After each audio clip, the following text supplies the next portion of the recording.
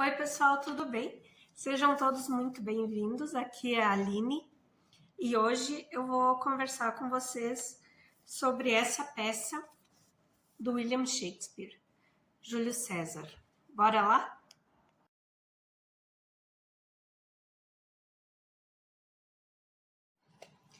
Então, pessoal, eu acho que já vai ser o terceiro mês que eu consigo trazer aqui para o canal peças do Shakespeare. Eu sempre me interessei, mas eu confesso que eu li muito pouco.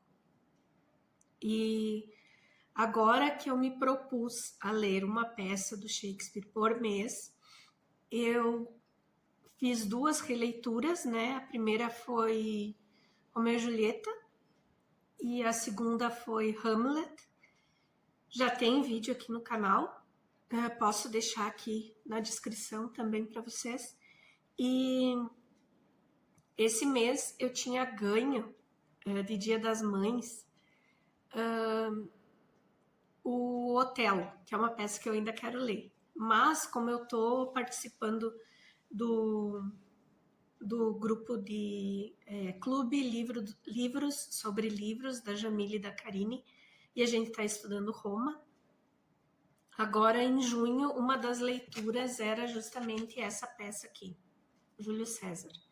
Então, em junho eu li ela e agora para julho vou ler Otelo. Eu achei uma leitura maravilhosa, uma série assim, muito boa. Eu estudei na faculdade, né, Roma. Eu sou graduada em História, para quem está chegando por aqui, eu ainda não tinha me apresentado. E eu não tinha lido ainda. Essa aqui foi a primeira vez que eu li mesmo agora.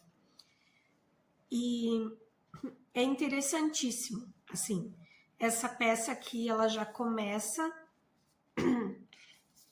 quando o Júlio César tá no auge do triunvirato dele, assim.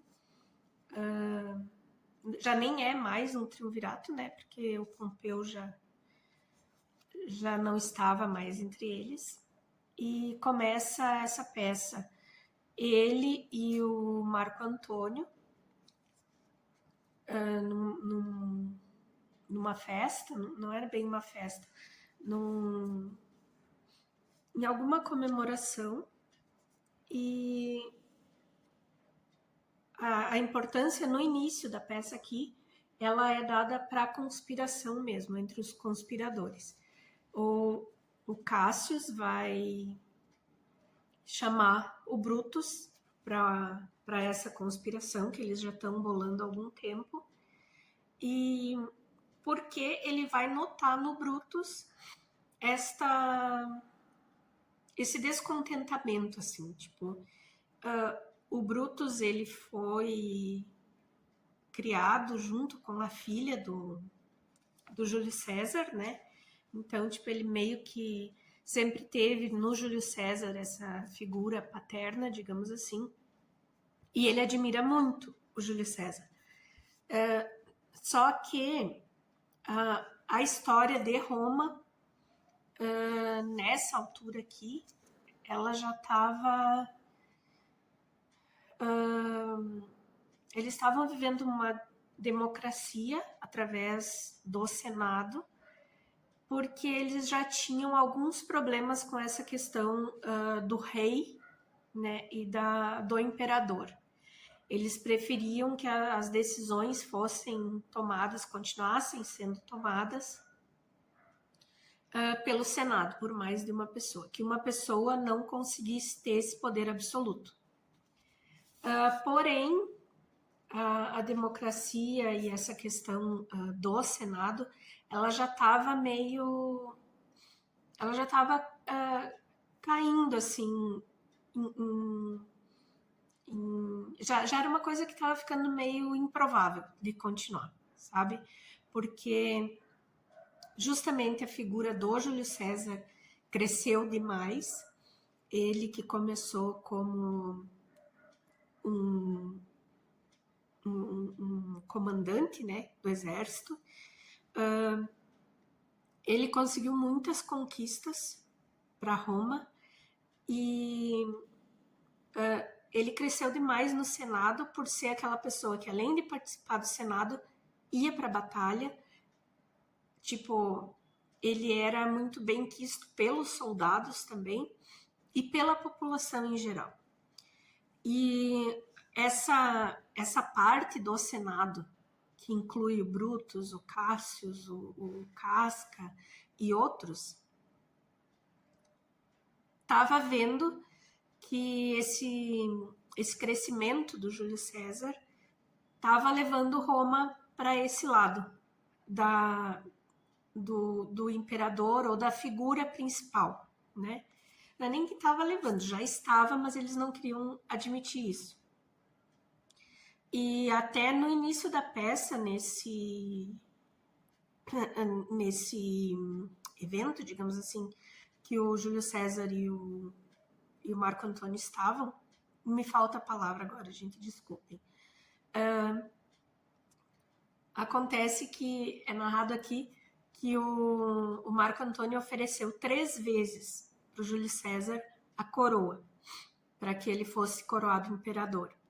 E as 3 vezes o Júlio César meio que, não, obrigado, sabe? Tipo, pro povo ter como dizer que ele não queria, que lhe foi oferecida, mas que ele não aceitou.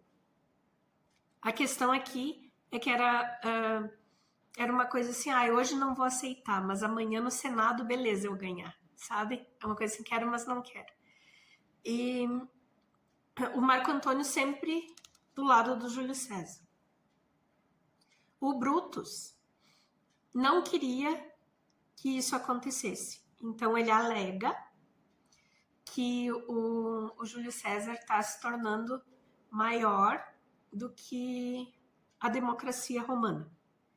E por isso, incentivado pelo Cassius, que é o chefe da conspiração, ele embarca nessa e ele acaba se aliando a esses conspiradores.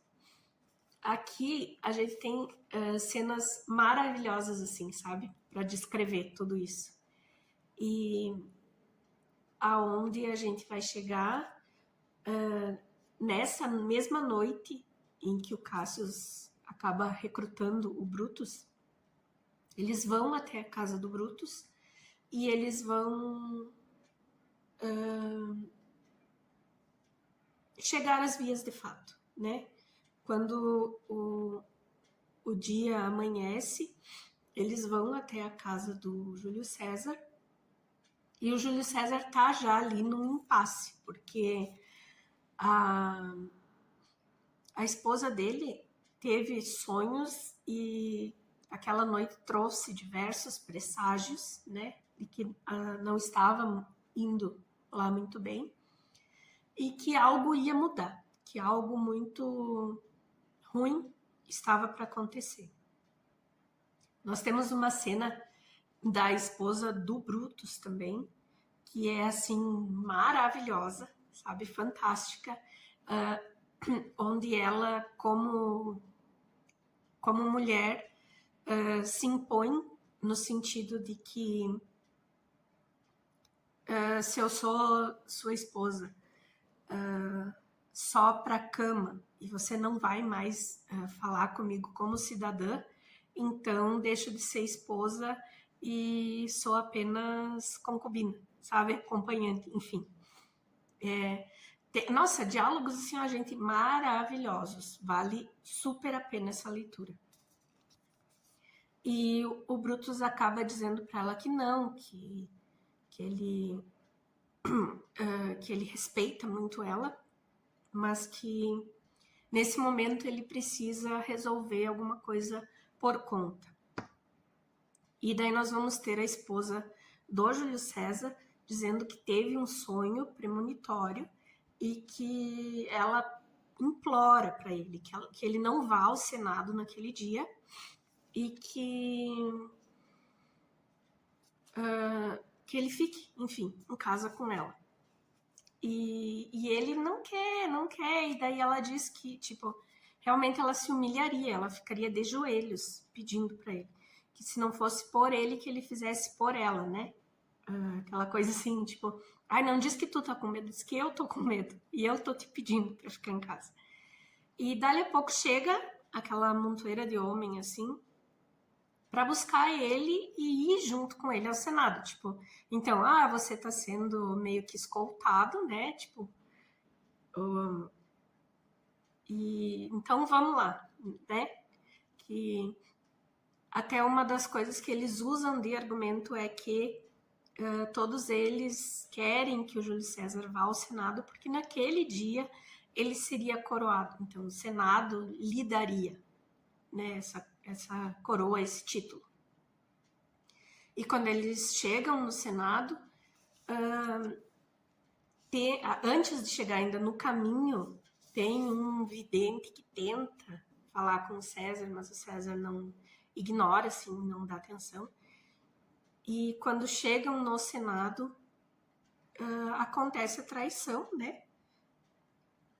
Todos eles apunhalam Júlio César, é uma cena de terror, eu diria, porque é sangue para todo lado, assim, todo mundo se acha no direito de dar uma apunhalada. E é Shakespeare quem cria a famosa frase, até tu, Brutus, né? Quando o Brutus apunhala o Júlio César.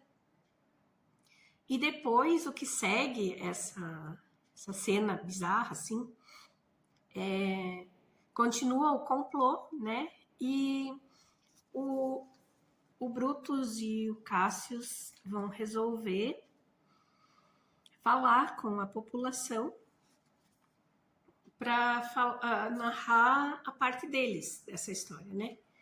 E o que eles não esperam é que o Marco Antônio acaba pedindo para um criado entrar em contato com eles, que ele quer ver o corpo, e ele acaba fazendo eles crerem que ele vai seguir junto, sabe?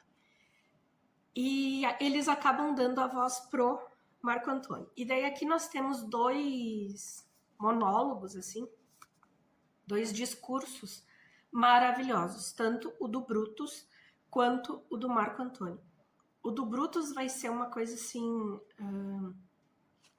eu amava, no sentido de que eu amava Júlio César, mas precisei matá-lo, porque ele estava se tornando maior que a democracia. E eles não queriam isso, que o povo romano perderia a sua liberdade com isso, enquanto o Júlio César se tornasse um imperador, um ditador. E o discurso do Marco Antônio, que é fantástico, ele vem no outro sentido. Ele vem no sentido de que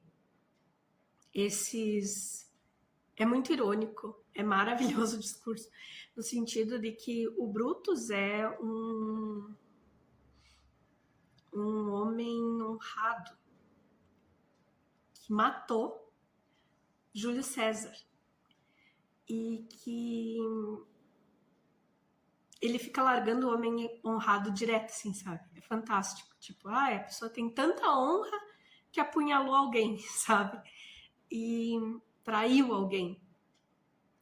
E ele fala no sentido de que Júlio César era grande para a população, de que realmente Júlio César conseguiu atingir um nível de popularidade que há muito tempo ninguém conseguia em Roma, e que ele até mete no discurso ali uma questão de que o Júlio César teria deixado um testamento, que ele deixava muitas coisas para a população nesse testamento.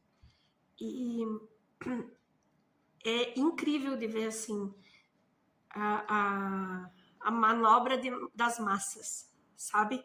Quando um chega e fala em liberdade, aquele discurso sobre a liberdade, sobre a necessidade de cortar o mal pela raiz, a população exalta aquela pessoa, meio que equiparando aquela pessoa, o Brutus, no caso, ao Júlio César, sabe? Tipo, ali, na verdade, o Brutus já deveria ter entendido que haveria um imperador. O Senado e os triunviratos não durariam muito mais tempo, sabe? Mas não aconteceu. E a questão da massa como manobra, né, é no sentido de que quando ele fala na liberdade do cidadão, em direitos, enfim, essa massa, essa população que está ali ouvindo esse discurso, deixa ele, concorda com ele e exalta ele. Da mesma forma que a mesma massa, minutos depois, está exaltando o discurso do Marco Antônio, porque está defendendo o Júlio César e porque está falando que o Júlio César teria deixado alguma coisa para essa massa, sabe? Então, assim, aqui depois vai acontecer também o assassinato de uma pessoa que só por ter o mesmo sobrenome de um dos conspiradores vai acabar sendo estraçalhado pela multidão. E o Shakespeare sempre faz isso, né? É fantástico, assim, e para a gente ver como são coisas que o ser humano não aprende, né? Parece que está intrínseco, assim, e todo mundo vai ter que passar por isso, toda geração vai ter que passar por isso. Que é essa dualidade, né? Como a gente já escutou falar, e eu sempre digo, toda unanimidade, ela é burra, porque ela deixa de ver o outro lado. Não há ponderação onde há unanimidade. E é isso que a gente vê aqui bem forte nessa cena dos dois discursos, sabe? Fantásticos e muito bem escritos. Depois o que se segue é a fuga do Brutus e desses conspiradores, né, de Roma, e as batalhas que seguem aí por 2 anos, se não me engano, é o período. E aqui vai ser descrita já quando a batalha está em andamento, porque o Otávio vem para Roma no mesmo momento em que o Marco Antônio tá lá tentando convencer eles de que ele vai ficar do lado dos conspiradores. E o Marco Antônio também, ali ele acaba falando, e depois o Marco Antônio vai ter essa mesma crise com o Otávio, que é o sobrinho do Júlio César, que vai se tornar o imperador Augusto. Então, tipo, é fantástico, sabe? Como é fantástico e é bizarro ao mesmo tempo. Como a história ela se repete num curtíssimo período de tempo e as pessoas não tomam aprendizado nenhum para isso, sabe? E toda essa violência, toda essa agressividade são coisas da manobra da massa e da unanimidade, sabe? Por isso que eu insisto em dizer que toda unanimidade é burra. E são coisas que a gente vive até hoje, né, pessoal? Tipo, sem anacronismo, mas não estou falando na questão da humanidade.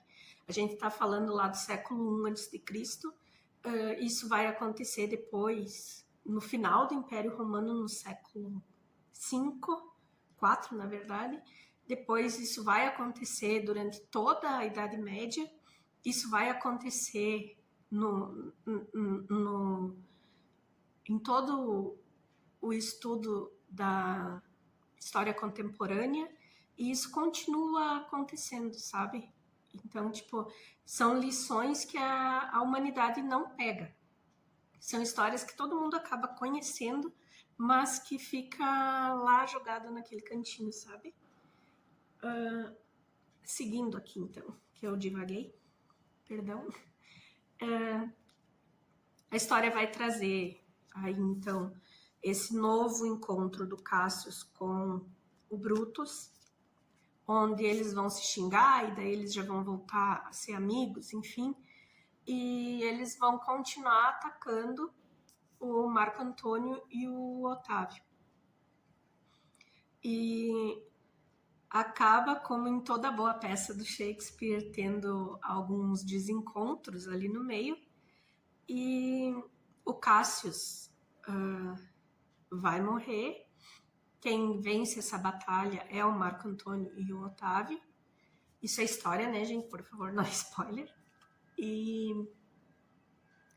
aí a obra vai terminar, né? Vai, enfim, o auge, o final da obra vai ser com a morte do Brutus, e mesmo assim ele sendo reconhecido como uma pessoa digna, porque o Otávio vai entender e o Marco Antônio vão entender que ele não matou o Júlio César só por um simples complô, e sim porque ele queria defender a democracia romana. Ele estava defendendo Roma, na ideia dele, quando esse crime aconteceu.